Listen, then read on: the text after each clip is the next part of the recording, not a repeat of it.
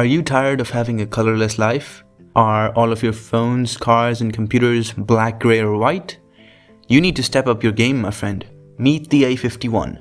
This is the Thelazyreviewer's, and these are my first impressions of this beauty. As always, let's do this in an orderly fashion, hence all the timestamps will be in the description box below. So this is the box. Taking the top cover off, we have our device on top. Underneath we have a pair of earphones, a USB cable, a 15-watt charger, a SIM tool, and a case with some paperwork.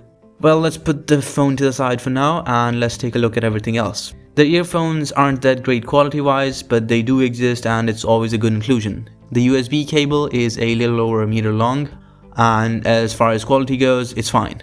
Moving on to the charging brick. It's nothing special to discuss here, other than the fact that the USB connects to the side and not the back. The case is pretty basic. It does protect the phone a little bit from getting bumped into things and of course smudges and scratches.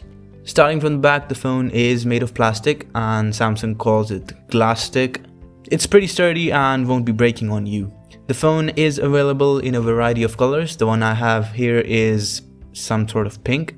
It has this really cool design near the bottom side, very pleasing.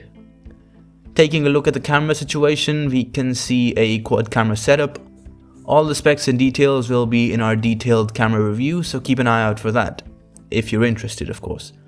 The camera module is to the left side, so the phone does wobble on a flat surface. Still, the camera bump is small, so it doesn't bother me too much. There is a Samsung logo near the bottom half of the phone, but it's really clean, and unlike almost all the Chinese phones, there is no useless text. Next, let's move on to the bottom side of the phone.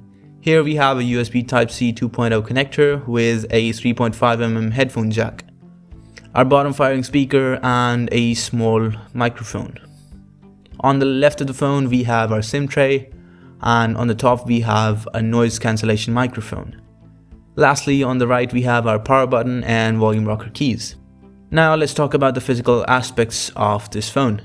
It is 6.24 inches tall, 2.9 inches wide, and 0.3 inches thick. It's a pretty slim and smart phone and feels great in the hand. Very natural curves on the back. Amazing. Moving on to the display of this phone, we have a 6.5 inch 1080p AMOLED screen with a 20:9 aspect ratio. The front of this phone is protected with Gorilla Glass 3. The front camera is neatly placed in the center of the phone within a small hole punch. We also have an in-display fingerprint scanner, helping the back and sides of the phone stay clean and sleek. The phone does come with Android 10 out of the box. The chipset used here is the Samsung's mid-range Exynos 9611. We have a lot of variants going from 4GB RAM with 86GB storage all the way up to 8GB RAM with 256GB storage.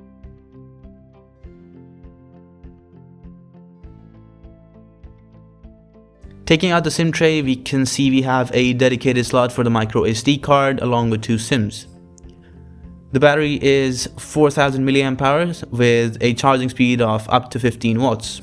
If you have any questions about the phone or you want to tell us about the devices you'd like to see next, do tell us in the comments down below. Take a second to like the video if you enjoyed it and subscribe for more to the point unboxings, reviews, and much more.